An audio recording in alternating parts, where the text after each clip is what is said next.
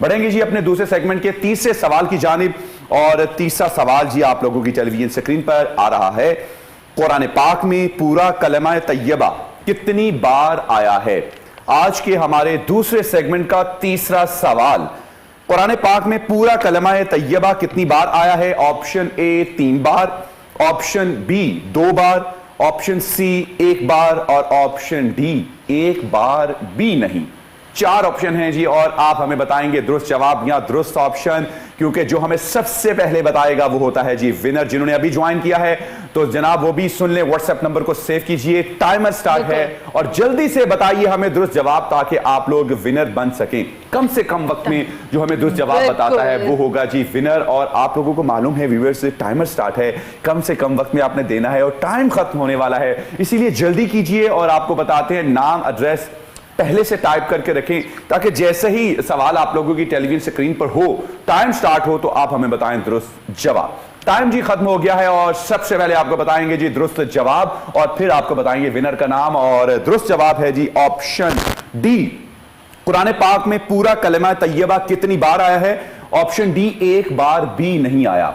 पूरे कुरान पाक में कलमा तैयबा 1 बार भी नहीं आया। कुरान पाक में कलमा तैयबा मौजूद है लेकिन उसको इस कदर खूबसूरती के साथ, उन मोतियों को इस कदर खूबसूरती के साथ एक ही लड़ी में समोया गया है। सूरह इब्राहीम में अल्लाह ताला फरमाता है और उसका मफहूम ये है कि जहाँ जहाँ इसका जिक्र आया है, वैसे तो बेशुमार जो है कुरान पाक की सूरतें हैं, आयात हैं जिनमें जो है अल्लाह जो है इसका जिक्र आया है ला इलाहा इल्लल्लाहु मुहम्मदुर रसूलुल्लाह। मफहूम यह है कि कलमा तैयबा के पाकीज़ा जो है, पाकीज़ा एक दरख्त है।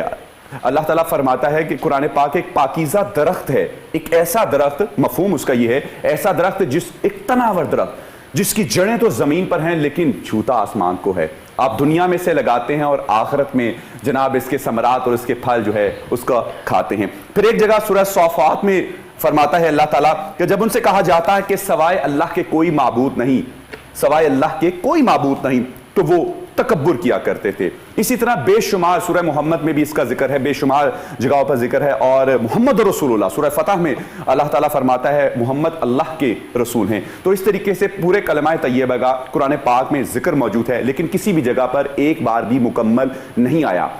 अगर ला इलाहा इल्लल्लाहु मुहम्मदुर रसूलुल्लाह सल्लल्लाहु अलैहि वसल्लम पर गौर किया जाए तो ये वो 2 हिस्से हैं जिसमें पहला हिस्सा जो है वो बताता है कि मकसद हयात क्या है, मकसद जिंदगी क्या है, और दूसरा हिस्सा हमें यह बताता है कि तर्ज जिंदगी क्या है, हमारी जिंदगी का वो मकसद जिसे हमने मुकम्मल करना है, वो कौन से तौर तरीके हैं जिनको अपनाया जाए तो हमारी जिंदगी का वो मकसद पूरा होगा।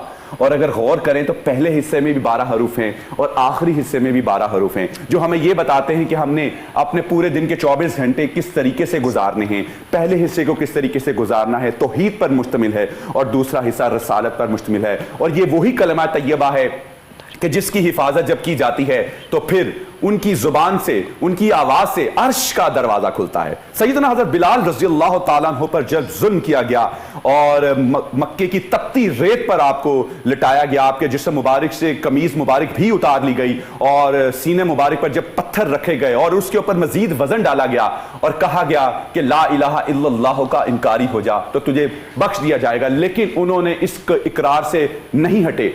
और सिलसिला सिर्फ यहां तक नहीं था क्योंकि उनको मालूम हो चुका था कि मकसद जिंदगी, मकसद हयात, जिंदगी का मकसद क्या है और वो है ला इलाहा इल्लल्लाह। और जैसे ही वो वहां से निकलकर तर्ज जिंदगी में आए, रसूलुल्लाह सल्लल्लाहु अलैहि वसल्लम की तौर तरीके के मुताबिक देखा, आका की सुन्नत को अपनाया, तो फिर आपकी आवाज से जो है वो अर्श का दरवाजा खुलता था। क्योंकि एक दफा रसूलुल्लाह सल्लल्लाहु अलैहि वसल्लम में कुछ सहाबे रसूल सल्लल्लाहु अलैहि वसल्लम आए और अर्ज की कि या रसूलुल्लाह सल्लल्लाहु अलैहि वसल्लम, सैयदना बिलाल रज़ियल्लाहु ताला अन्हु को ही ये शर्फ क्यों है अजान देने का, किसी और सहाबी रज़ियल्लाहु ताला अन्हु को भी ये शर्फ मिलना चाहिए क्योंकि इनकी जो जुबान है उसमें लुकनियत है। तो ऐसा ही किया गया। रसूलुल्लाह सल्लल्लाहु अलैहि वसल्लम ने किसी और सहाबी रसूल सल्लल्लाहु अलैहि वसल्लम के ज़िम्मे ये काम लगाया, लेकिन व्यूअर्स उस दिन हुआ क्या कि उस दिन सुबह ही नहीं हुई, सूरज ही तलू नहीं हुआ।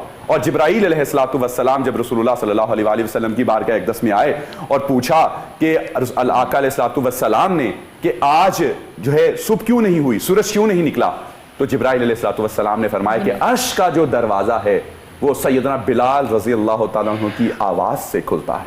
تو پھر جب اذان دی گئی تو اس وقت پھر سورج طلوع ہوا. ہمارے دوسرے سیگمنٹ کا جی تیسرا سوال اور آپشن ڈی ہے, ایک بار بھی کلمہ طیبہ قرآن پاک میں موجود نہیں ہے. اور اب ہم آپ کو بتائیں گے جی ونر کا نام, کہ ونر کون ہیں, کہاں سے ان کا تعلق ہے, کس نے ہمیں بتایا ہے سب سے پہلے درست جواب. اور ونر ہیں جی نعیم خان, اور ان کا تعلق ہے جی کراچی سے, جنہوں نے ہمیں بتایا ہے سب سے پہلے درست جواب. آپ کو مبارک ہو جی. سیلفی بنائیے اور ہمارے واٹس ایپ نمبر پر ونر سیلفی بھیجیے تاکہ آپ کو ہماری ٹیم ابھی صرف چند ہی منٹس میں آپ کا کیش پرائز بھجوا سکے.